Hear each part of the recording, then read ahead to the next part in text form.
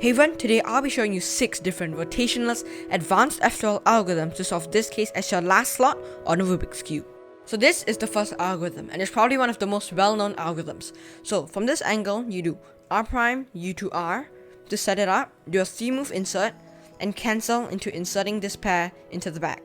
So R prime, U to prime, R2, U, R to prime, U, R. And doing it fast will look something like that.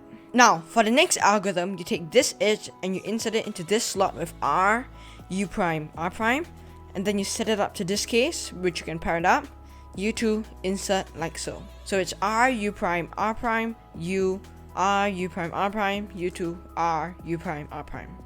And doing it fast will look something like that. Now for the third algorithm, you take this pair, you move it to the left slide, you put your thumb on the bottom, and you push like this, F prime, U2 prime F to pair it up, and then insert it. And doing it fast will look something like that. Now for the last 3 algorithms, they're going to be slightly more unknown and you might not know them very well. So for the fourth algorithm, what you want to do is you want to put this pair here. You do R prime, D prime. You do R, U2 R prime, D. And then now you can do R cancel into inserting this pair. So once again, you do R prime, D prime, R, U2 R prime, D, and then you cancel into inserting this pair. Now the D moves might make it seem like a bad algorithm, but you can actually execute it pretty fast, like so. Now for the second last algorithm, we take this pair and we move it to the left slide. And remember how just now we inserted the edge? Now we're going to insert this corner. So we do R, U prime, R prime to insert the corner. And now we have this after all case. So once again, R, U prime, R prime, U prime, and then you just do double sexy.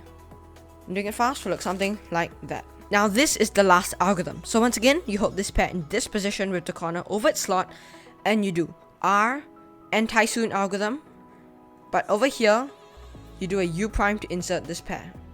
So the algorithm goes like this.